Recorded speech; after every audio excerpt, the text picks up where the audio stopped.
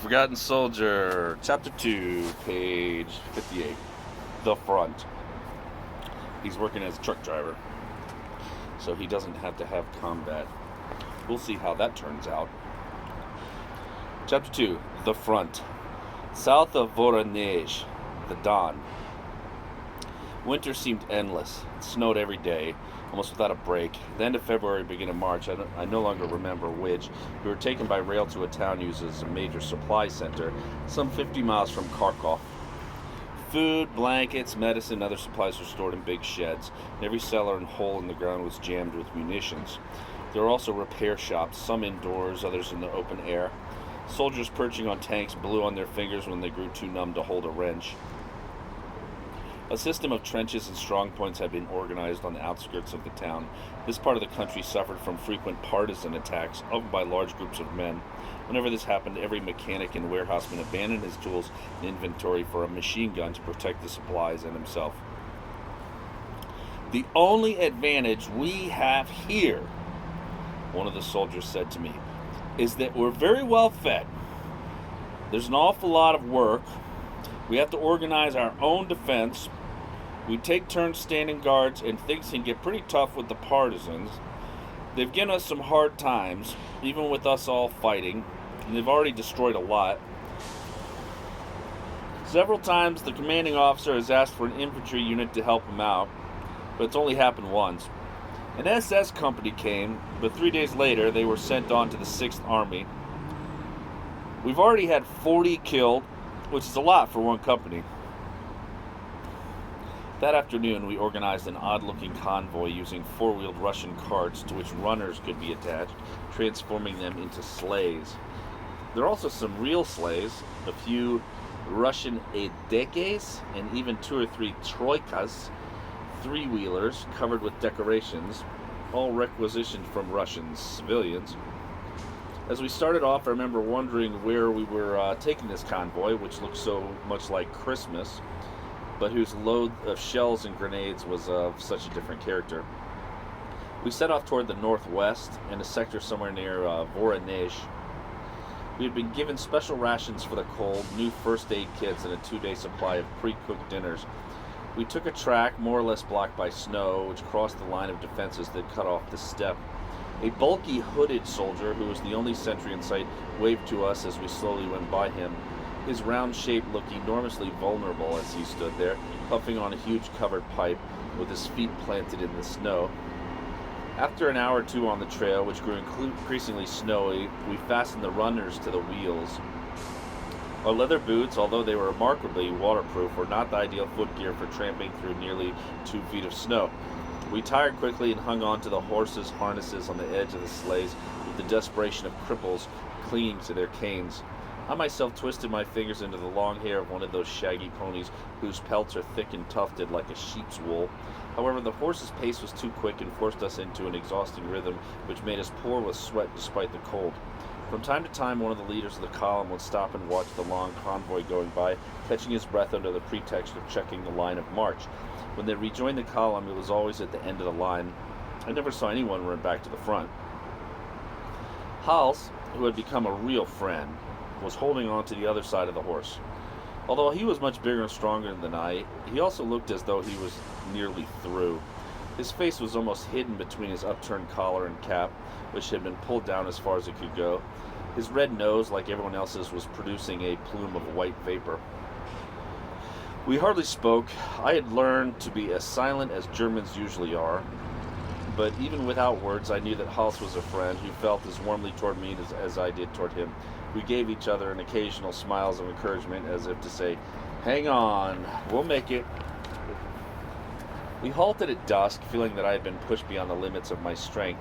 I collapsed onto a cart shaft. My legs ached with stiffness, and I could feel exhaustion pulling down my face. Hals let himself fall into the snow. "Ah, my poor feet." All along the convoy, men were sitting or lying in the snow. "We're not spending the night here, are we?"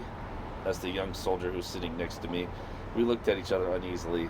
"I don't give a damn what anyone else does," said Hals, opening his mess tin. I'm not taking another step." "You say that because you're still sweating. Wait until you're a little colder, then you'll have to move if you don't want to freeze." "Shit! said Halls without looking up. This food stinks. I opened my mess tin, too. The cooked dinners they'd given us early in the afternoon had long since cooled and then frozen in the metal containers. It looked like tripe.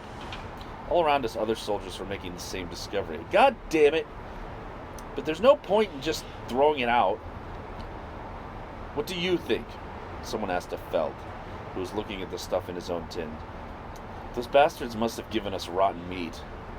Or a week of leftovers. It's unbelievable. There's enough food in that town for a whole division. It's not edible. It stinks. We'll have to get out some cans. No, you won't. The Feldwebel flared at us. We still have a long way to go. None too much food as it is. Throw away the meat if you don't like it and eat the cereal. Hals, who was never too particular, crunched something vaguely like a lamb cutlet between his teeth. 2 seconds later, he spat it out in the snow. Pah! It's rotten! The shits must have cooked a Bolshevik. In spite of our dismal situation, we couldn't help laughing. Faced with the ruins of the meal he had been anticipating with such eagerness, Hals was on the brink of one of his rare fits of rage. Given his giant size, these were always impressive. With a stream of oaths, he gave his mess kin a magisterial kick, which sent it flying across the snow. There was a silence, and then a lot of laughs. You've made things a lot better for yourself, said the young soldier standing beside me. Hal spun around but said nothing, and then he slowly went off to pick up his tin. I began to wolf down the mess, which had been flavored by the rotten meat. Hals, who looked crushed, collected his battered tin, whose contents had been scattered across the snow. A few minutes later, cursing a cruel fate, we were both digging into my ration. The non-coms appointed guards, and we were faced with the problem of where to sleep. Already clenched with cold, we wondered where and how to spread out our ground sheets. Some men dug themselves hollows in the snow. Others constructed rough huts using sacks and dried grass which hung from each side of the horses' collars. Others tried to ensure a supply of warmth by making the horses lie down. We had already spent several nights out of doors, but always under more or less sheltered conditions. The fact of sleeping absolutely in the open in such appalling cold terrified us. Here and there, clusters of men discussed what we might do. Some thought we should keep on walking until we came to a village, or at least some sort of building on the grounds that it was better to die of exhaustion than of cold. According to this faction, if we stayed where we were, at least half of us would be dead by morning. We won't be coming to any village for at least 3 days, the non-coms told us. We'll have to make out the best we can. If only we could light a fire, one man exclaimed. His teeth were chattering and his voice was almost a whisper. Appalled by this prospect, we prepared ourselves for the night as best we could. Hals and I reorganized the load on a sleigh so that there was a space between the cases of explosives big enough to hold us both. Despite the obvious danger of such a resting place, we preferred disintegration in a hot flash to death by freezing. Hals had the spirit to crack a few obscene jokes, and they made me laugh, and despite of my misery, we managed to doze intermittently, huddled together, haunted by the fear of freezing in our sleep. We spent a fortnight in these bitter conditions, and it proved fatal for many of our group. On the 3rd day, we had 2 cases of pneumonia.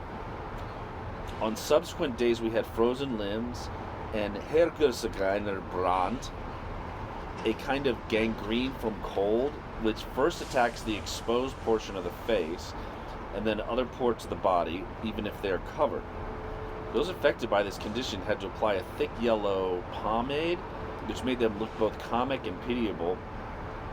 2 soldiers, driven mad by despair, left the convoy one night and lost themselves in the featureless immensity of snow. Another very young soldier called for his mother and cried for hours. We tried alternately comforting and cursing him for disturbing our rest. Toward morning, after he had been quiet for a while, a shot jolted us all awake. We found him a short way off, where he had tried to put an end to his nightmare. But he had bungled his effort and didn't die until the afternoon.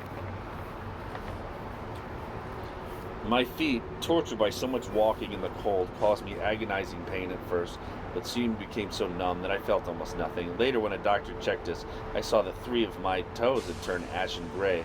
Their nails remained stuck to the double pair of pestilential socks, which I took off for the examination. A painful injection saved my toes from amputation. It still seems astonishing to me that any of us should have survived such an ordeal, especially I, who have never been particularly strong. Now, at last, I was going to experience war at the front. An ordeal is far worse than anything I had yet known. We used the huts and bunkers of a temporary Luftwaffe airfield for rest that was indispensable. Most of the field had been abandoned by the Luftwaffe, which had been forced to withdraw farther to the west. Some fighter planes were still there in various states of disrepair and covered with ice, but a rump ground staff had moved out most of the equipment on big sleighs pulled by tractors. We were allowed several days to restore ourselves in these more or less comfortable circumstances. However, the moment we began to look better, the authorities plunged us back into the thick of things. For the fighting troops in that sector, our company represented a considerable and unexpected supply of manpower. We were divided into fatigue parties and assigned various jobs. 3/4 of our men were put to work preparing positions for the 77 guns and even for light machine guns. This meant shoveling masses of snow and then attacking the earth, which was as hard as rock, with picks and explosives. Hals, Lenson, and I managed to stay together. We were in a group that was ordered to supply an infantry section about 10 miles away with food and ammunition. We were given 2 sleighs, each with a troika of shaggy steppe ponies. The distance was not great. Our equipment was better than we'd had on our last tragic expedition, and thinking that we had easily managed the trip in a day, we accepted the job as an easy one. There were 8 of us all together, counting the sergeant. I was on the second sleigh, which was carrying grenades and magazines for our Spandau machine guns. Sitting on the back of the sleigh, I had plenty of time to observe the dreary, empty landscape. At rare intervals, small stands of spindly trees thrust up from the immaculate white ground. They seemed to be engaged in an unequal struggle with the overpowering whiteness. It seemed to be gaining on them, slowly but surely. There was nothing else to be seen in this countryside, which must surely be inhabited by wolves, nothing except the opaque grayish-yellow sky. We seemed to have reached the far end of the world. After a short time, we were following a depression in the snow, which took us as an indication of a path. As we came to the edge of a thick forest, a soldier jumped up from behind a pile of wood and stood in front of the first sleigh, which came to a dead stop. After a few words with our sergeant, he stepped aside, and we entered the forest, where we saw Spandau in action. This machine gun, manned by 2 soldiers, and further on an ant-like swarm of soldiers and innumerable gray tents and people. There are a great many big guns, light tanks of the Alpenberg type, anti-tank guns, and mortars set up on sleighs. A slaughtered horse had been pulled up into a tree and was gradually being transported into stakes by soldiers whose coats were splattered with blood. We were besieged by soldiers who asked us for mail and cursed us when we said we didn't have any. An officer checked our orders. The company we were to supply was farther to the east. He sent an orderly to guide us. We continued through the woods, which concealed them some 3,000 or 4,000 men, and then crossed a series of small, partly cleared hills. I could still see them with absolute clarity. The white snow was crossed by 3 telephone lines, which had more or less been covered over with snow. "Here we are," said the orderly, who was on a horseback. "Beyond this crest you will be under enemy fire, so go as quickly as you can. Follow the telephone line. The company you're looking for is about 1.25 miles from that position there." He saluted in the prescribed fashion, and we went off at a trot. We looked at each other. "Here we go again," said our sergeant, who undoubtedly was a long-time roll-bond veteran. He waved us forward and then stopped us. "Listen, we're going to try and get there really fast. Don't be afraid to beat the horses. If the Russians see us, they'll open fire, but it usually takes them a while.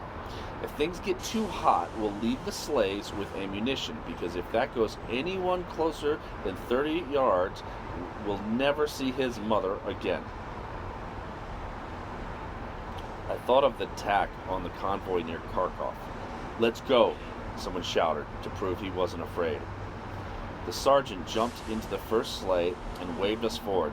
We soon reached the top of the hill. The horses, panting from the climb, stopped for a moment, before dashing down the other side. "Get going. We can't stay here." "Use the whip," Hal shouted to the fellow who was driving. Our sleigh was the first to start down. I can still see our 3 plucky ponies jumping through the snow like rabbits from one depression to the next, churning up a white cloud which undoubtedly was visible a long way off. The 3 of us huddled behind the driver in the center of the sleigh, perched on dark green boxes which carried a disquieting inscription of white stenciled letters. We were all feeling nervous and had forgotten the cold. I tried to watch the horizon through veils of white dust despite our jolting progress. I thought that I could dimly see a group of isbas or houses in front of us. All around us, shell holes of remarkable symmetry mutilated the immaculate whiteness of the slope. Despite our precipitate speed, I noticed the curious borders of these excavations, which the earth had thrown up by the explosions, had tinged a light yellow. They looked like enormous stylized flowers, with dark brown centers and yellow petals, which turned very pale, almost white at their outer edges. The holes, which had already been there for a long time to be partly filled by new snow, made a subtle variation in this curiously decorative pattern. We reached the bottom of the slope without incident. There were a few heavily damaged isbas, and several large guns had almost buried in the snow. We stopped beside an isba whose roof sloped right down to the ground. The wall nearest us was an open lattice, and we could see some engineers working inside. They seemed to be taking the building apart. A few men came out carrying out pieces of wood. Then a plump sergeant with a white garment pulled over his coat came up to us. "Unload right here," he said. "The engineers are preparing a shelter. It'll be finished in 1 hour." A loud explosion made us jump. To our right, we saw a yellow flash, then a geyser of stones and dirt, which spouted almost 30 feet in the air. The sergeant turned calmly toward the noise. "Goddamn dirt," he said, "harder than a rock." We concluded that these fellows were engineers playing with dynamite. The corpulent non-com looked at our orders. "Ah," he said, tapping a box of cans with gloved fingers. "These aren't for us, but our supplies are already 3 days late, and we're living on our reserves, which we're not supposed to touch. If this goes on, you truck drivers certainly take your own sweet time. That's why fellows up front die of the cold. When you haven't got anything inside, you know you can't keep going." He slapped his belly. Judging by his waistline, it was hard to imagine that he'd fasted for long. He must have had a private store of food hidden away somewhere, but it was clear that despite our best efforts, the front lines were extremely short of supplies. "You'll have to get over that way," he pointed down the track. That section is holding a piece of the Don back, and you'll go there on your hands and knees if you know what's good for you. We set off across the snow-covered chaos, following a trail marked by trucks half buried in snow. Beyond an embankment, some big guns and heavy howitzers were hidden in a heap of piled-up snow. Once we passed them, we simply vanished from sight. Their camouflage was perfect. We came to a big trench in which a group of thin, shivering horses were pawing the hard ground. Some sacks of hay, so dry it was practically dust, had been ripped open and put down for them.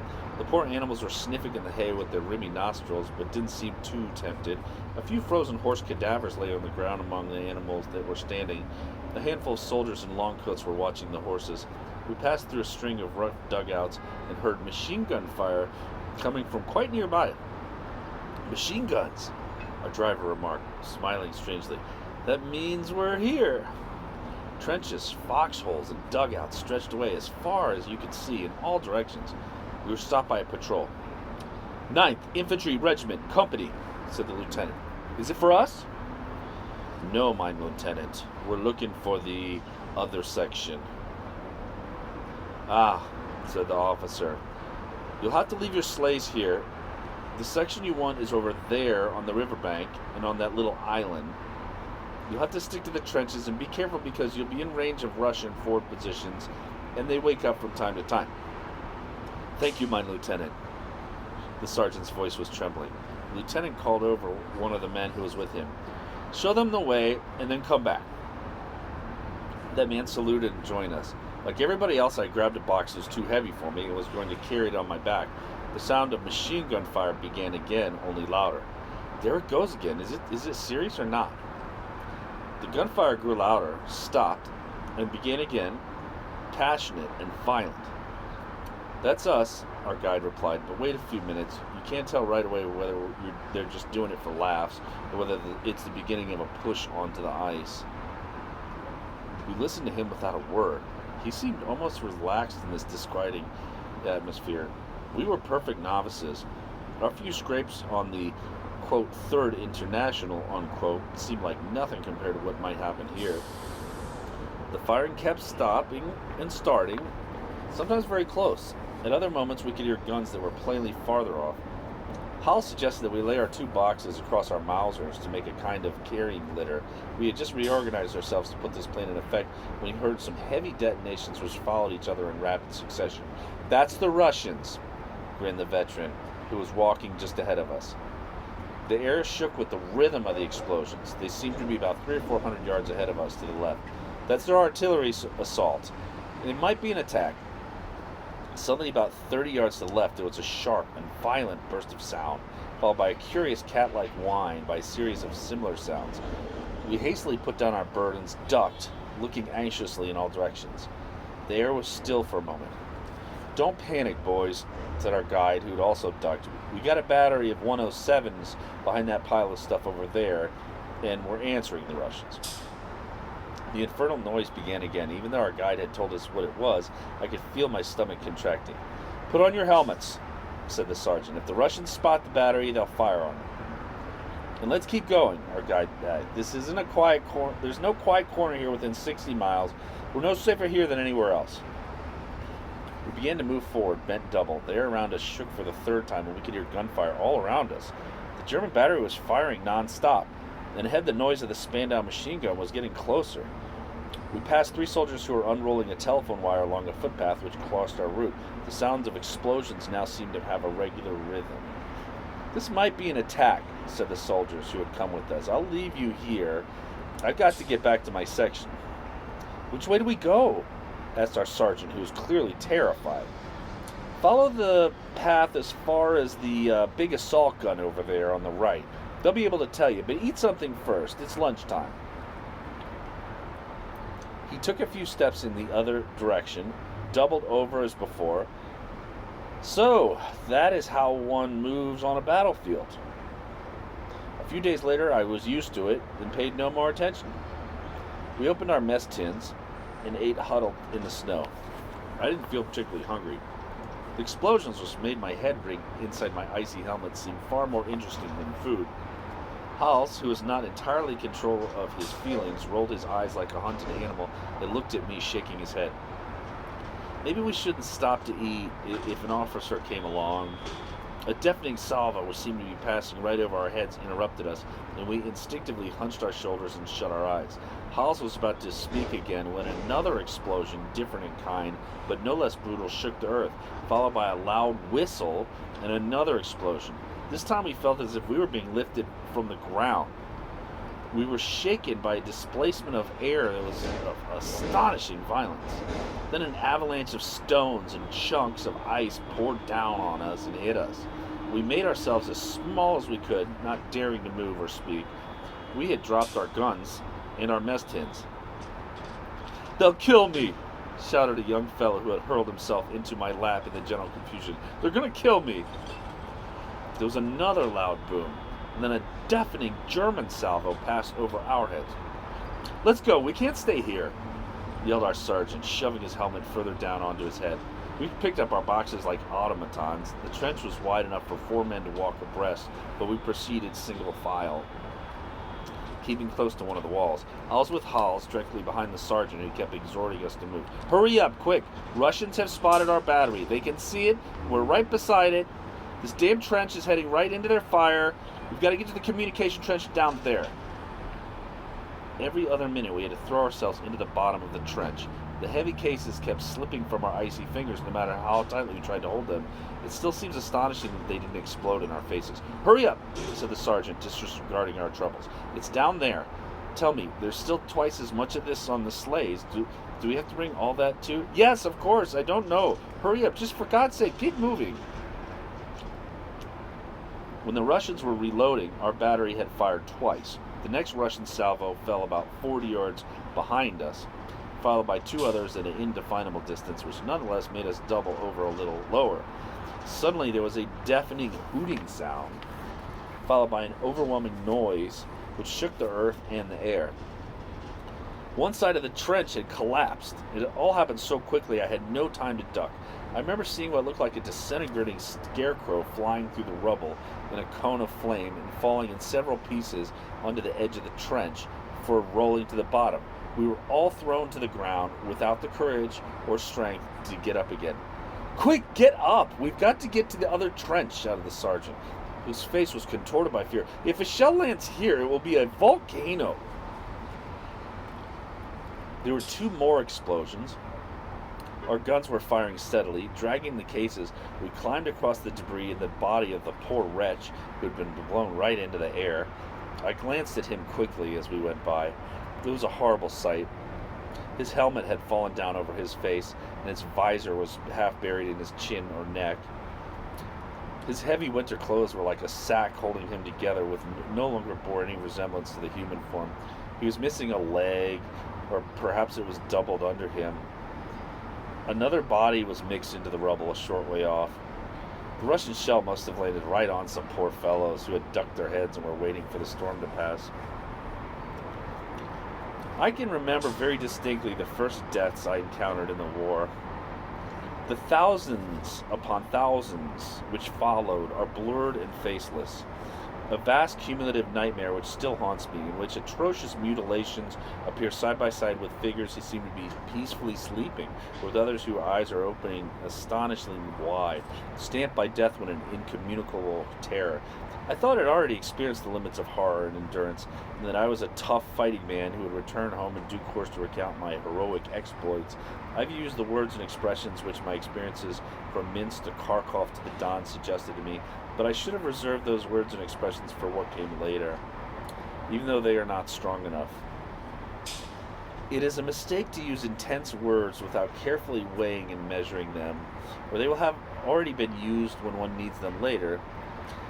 It's a mistake, for instance, to use the word frightful to describe a few broken up companions mixed into the ground, but it's a mistake which might be forgiven. I should perhaps end my account here because my powers are inadequate for what I have to tell. Those who haven't lived through the experience may sympathize as they read, the way one sympathizes with the hero of a novel or a play, but they certainly will never understand, as one cannot understand the unexplainable.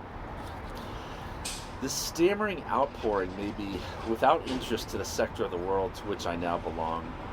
However, I shall try to let my memory speak as clearly as possible. I dedicate the remainder of this account to my friends Marius and Jean-Marie Kaiser, who are in a position to understand me.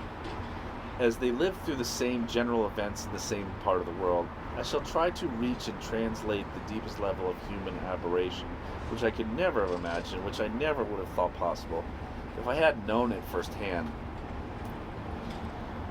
We reached the communications trench, which had seemed like safety to our sergeant, and literally dived into it as a brutal burst of fire scattered the soil beyond the parapet.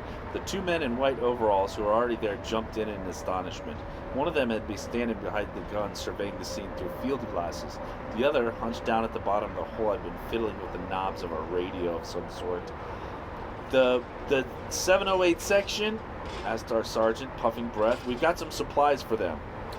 "It's not very far," said the soldier with the field glasses, "but you won't be able to get there right now. You'd only be blown up. Put your explosives down, but not right here, and use the bunker. Use the bunker." He smiled. Without waiting for him to repeat the beautiful invitation, we slid down into a tomb-like structure of boards and hard earth, which was almost without light. Inside there were 4 soldiers dressed in white. One of them had somehow managed to go to sleep. The others were writing beside his flickering candle. The bunker wasn't high enough for us to stand, and everyone had to move over so we could get in, but we were at any rate something new. "Is it solid?" Hals asked, pointing his tattered finger at the roof of the rat hole. "Well, if something lands a little closer, it might collapse," one of the soldiers answered mockingly. And if something lands square on us, our pals won't have to bury us, added another. How could they joke? Habit, probably? The fellow who'd been asleep woke up and yawned. I thought they'd sent us some women. No, just a bunch of kids. Where'd you find this brood, Sergeant? We all laughed. As if to rub our noses in our situation, the ground shook again. From here the noise was less violent. These boys are new recruits, part of the supply train, and they cross the whole of Russia so you can fill your stomachs. That's nothing, said the fellow who just waked up. We've been sweating out here for 3 months already while you were taking your own sweet time. I know they've got some pretty girls in the Ukraine, but you shouldn't have stayed there so long. We've been dying of hunger. I ventured a few words in my atrocious German. Girls? We didn't see any girls. All we saw was snow. Alsatian? Somebody asked. No, he's French. Hals answered, joking. Everyone burst out laughing. Hals was taken aback and didn't know what to say. Merci, the questioner added with a good accent, holding out his hand to me. Ma mère est allemande. I replied, Ach gut, votre motor ist Deutsch, sehr gut. The ground shook again. Some pieces from the ceiling rattled down onto our helmets. Things don't seem to be going very well here, said our sergeant, whose mind was absorbed by his terror and plainly didn't give a damn whether my mother was German or Chinese. Oh, they're just having fun. The beating they took 3 days ago really calmed them down. Ah? Yes. Those bastards made us recross the Don about a month ago. We had to give up at least 40 miles. Now our front is on the west bank. They tried to cross on the ice at least 4 times already. The last time was 5 days ago. Then you would really have seen something. They attacked for 2 days, especially at night. It was really pretty rough. You see how I am today? I'm trying to catch up on my sleep. We haven't had much lately. We're supposed to counterattack too, but nothing's happened yet. Take a look through the glasses. The ice is still covering the Russians. The pigs don't even pick up their wounded. I'll bet some of them down there, they're still groaning. We're supposed to resupply the 106 section, our sergeant explained anxiously. You'll find them a little further on, right down on the riverbanks. Real daredevils. I think they've got the island, too. They lost it one night when they had to fight hand-to-hand, but in the morning they took it back. It's a pretty tight spot down there, I'll tell you. I'd rather be where I am. Our battery had been silent for a few minutes, but the Russian shells were still coming over at a slow but regular pace. The soldier with the field glasses came in, hunched up, blowing on his fingers. Your turn, he said to one of the soldiers. I'm shaking so hard I'm afraid my teeth will fall out. Jeez. The man he called up got up with a groan and pushed his way to the exit. Our guns aren't firing anymore. Have they been destroyed? Our sergeant asked the newcomers. You've got some funny ideas, the soldier replied, still rubbing his fingers. We'd be in a fine fix without them. A few days ago, we'd have just been overrun without those guns. I sincerely hope that all our comrades in the 107th are still among the living. I do too, our sergeant agreed emphatically, realizing he'd said the wrong thing. But why had they stopped firing? You should know how tight supplies are. We have to fire drop by drop, so to speak, or when we know we can't miss. The infantry and the artillery both have to economize on munitions to the maximum. But we can't let the Soviets know that, so from time to time we give them a heavy dose, you see. I see. They're not shooting anymore. Yes, it's quieted down. We better make the most of it, said one of the soldiers from the Geschnauts. Let's go, children, said our sergeant, who seemed to have regained some confidence. Children, he wasn't very far wrong. We seem like children beside these Don veterans. A few rounds from the big guns, it seemed to us like the end of the world. There's a great difference between the proud soldiers we'd been in Poland, marching smartly through the villages with our guns slung, and what we were now. How many times in the past I'd thought myself invulnerable, filled with the pride we all felt, admiring our shoulder straps and helmets and magnificent uniforms and the sound of the footsteps which I loved and love still, despite everything. But here, by the banks of the Don, we seemed like nothing, like bundles of rags with each sheltered in a small, trembling creature. We were underfed and unbelievably filthy.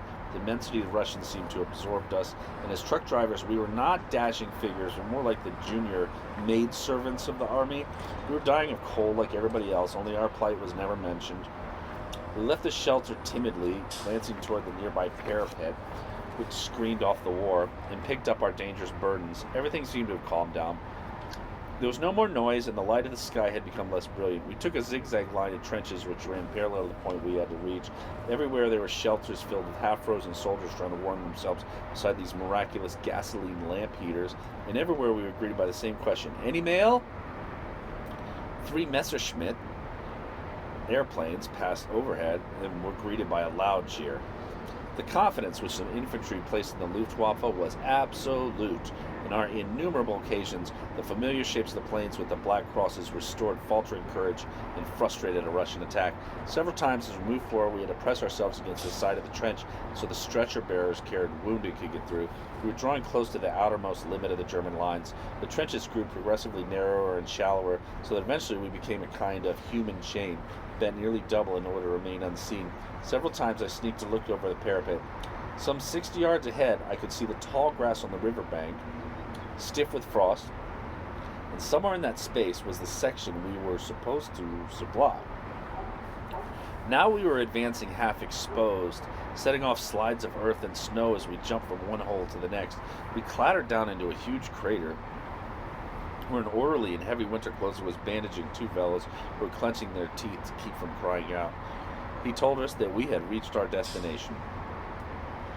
We wasted no time inspecting the situation of this cursed section, but put our cases in the hole we were shown and turned back for another trip.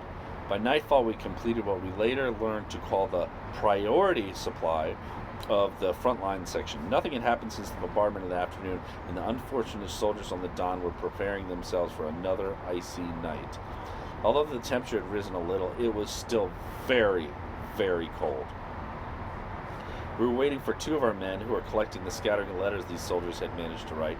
Hals, another soldier, and I were sitting on a mound of frost-hardened earth, hidden from enemy eyes. "I wonder where we'll be sleeping tonight," said Hals, staring at his boots. "Outdoors, I guess," our companion answered. "I don't see any hotels around here." "Come over this way," somebody else called from another group. "You can see the river very well from here." We got up from the ground to look through a heap of frosty branches that camouflaged a span-down machine gun, aimed and ready to fire. "Look," Hal said, "bodies lying on the ice." There were a number of motionless bodies, victims of the fighting a few days earlier. The soldiers at the Geschnauz had not been exaggerating. The Russians had not removed their dead. I tried to see further into the distance to what must be the island we had heard so much about, but this was difficult as it was growing dark. I could recognize only vaguely what looked like snow-covered trees. Our soldiers must be crouched among them, watching in the silence with every sense alert. Beyond in the heavy and breathable mist falling across this mournful landscape, the far bank was almost invisible. On this bank, the German advance had been halted, and the Russians were watching us, and they were looking for us. I'd reached the front line, the line I had thought about with such dread and had been so curious to see. For the moment, nothing was happening. The silence was almost complete, broken only by occasional voices. I thought I could see a few thin streams of smoke rising through the mist on the Russian side. Then some other soldiers pushed me aside. "If it interests you so much," said one of the grenadiers standing at the foot of the span-down machine gun, "I'll gladly give you my place. I've had enough of this cold." We didn't know what to say. His place was certainly not very enviable. A lieutenant in a long hooded coupe jumped into our hole. Before we had time to salute, he lifted a pair of field glasses and stared into the distance. A few seconds later, we heard the sound of heavy detonations coming from behind us. Almost at once, there were explosions on the ice, immediately reproduced by a long repetitive echo, and then a sharp whistling sound which rang through the air very close to us. The entire German front responded immediately. The noise of the guns became indistinguishable from the explosions of the projectiles. We all dropped to the bottom of the hole. We felt lost and stared at each other with anger's questioning eyes. "They're attacking," someone said. The two machine gunners didn't fire right away, but stayed beside the lieutenant, staring at the dawn. Some of the explosions were louder and strident, others sounded heavy, as if they were coming from underground. Finally, the grenadier who had so generously offered his place, decided to speak to us. "The ice is breaking more easily tonight. It's not so cold. Pretty soon they'll have to swim over." We all hung on his words, as none of us understood what was happening. "We'll send out the lightest one here. If the ice holds his weight, we'll have to blow it up." "He's the lightest," said Hals with a constricted laugh, pointing to a cringing, very young soldier. "What will I have to do?" the boy asked, white with anxiety. "Nothing just yet," the gunner said, jokingly. The bombardment stopped as suddenly as it had begun. The lieutenant looked out through his glasses for a few more minutes, then climbed over the parapet and vanished. We stayed where we were, without moving or speaking. To break the anxious silence, our sergeant ordered us to open our mess tins and eat dinner while we waited for the fellows with the mail. We swallowed down our tasteless frozen portions without much appetite. As I chewed, I went over to the Spandau machine gun to look down once more at the river. What I saw explained the German bombardment a few moments ago. Great blocks of ice, some of them 2 feet thick, were standing up at right angles to the surface of the river.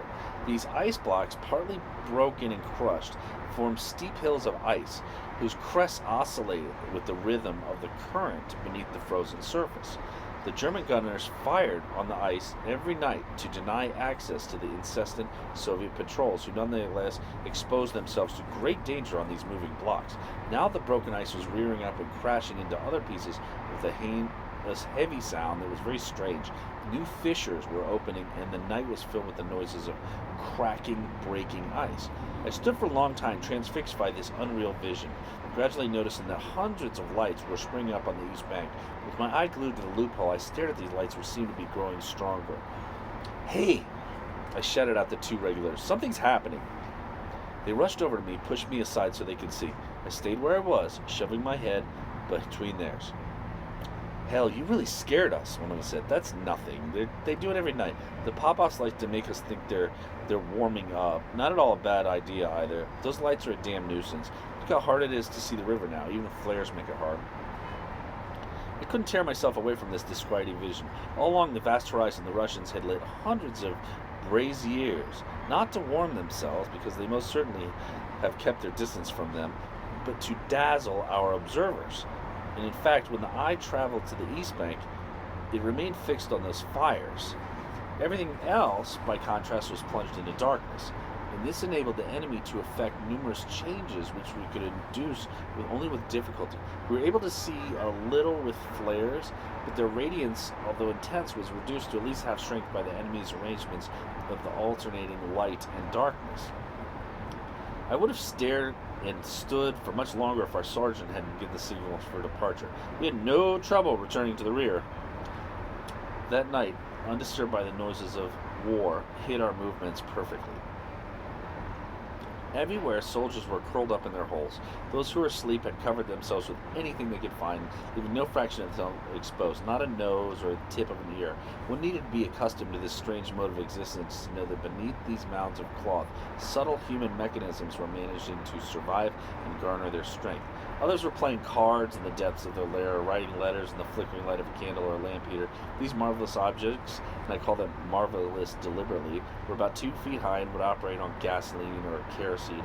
One simply had to regulate the nozzle and the intake of air. A reflector behind a glass projected the light. A story had it that the army was working on an improved model which would also dispense beer. Those who were neither asleep, on guard, playing cards, or writing letters were absorbing the alcohol, which was freely distributed along with our ammunition. There's as much vodka, schnapps, and Tarek liquor on the front as there are packs, I was told later by a wounded infantryman who was waiting for an evacuation to a hospital train. It's the easiest way to make heroes. Vodka purges the brain and expands the strength. I've been doing nothing but drink for 2 days now. It's the best way to forget that I've got 7 pieces of metal in my gut, if you can believe the doctor. We got back to our 2 sleighs without incident. Am I dreaming? Hall said, or has it grown warmer? I'm sweating like an ox in these clothes. Maybe I've got a fever. That's all I need now. Then I've got one too, I said. I'm soaking wet. That's because you had the balls scared off you today, said the fellow who early in the afternoon shouted. They'll kill me. Listen to who's talking. You're still as green as your clothes, and you think you can judge us? Our sleighs were now carrying 6 wounded, as well as ourselves. Though less heavily loaded than they'd been, they ran less smoothly. The little horses were having a hard time clearing through. We could almost see that the snow growing softer as we looked at it. The wind was carrying large flakes of melting snow, which soon changed to rain. This mild air after some terrible cold seemed to us like the Côte d'Azur.